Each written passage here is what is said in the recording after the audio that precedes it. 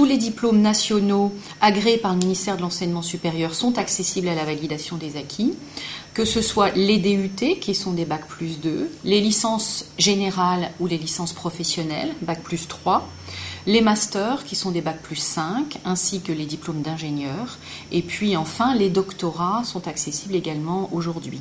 Dans certaines universités, si les conseils d'administration l'ont décidé, certains diplômes universitaires sont aussi accessibles par la validation des acquis.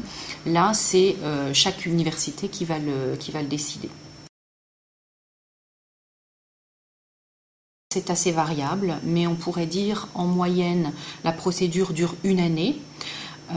Bien sûr, si le jury au final de la procédure dit que la personne a une validation partielle, il peut y avoir un parcours beaucoup plus long si la personne a à reprendre une formation par exemple ou effectuer une mission complémentaire pour compléter ses acquis.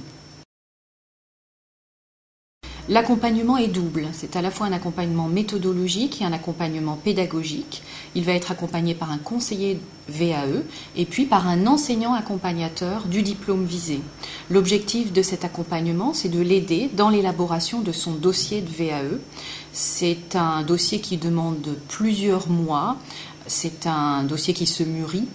Et il va y avoir une alternance entre des temps où la personne, le candidat, va travailler seul sur son dossier et où il va avoir des entretiens avec son enseignant accompagnateur pour l'aider dans cette rédaction.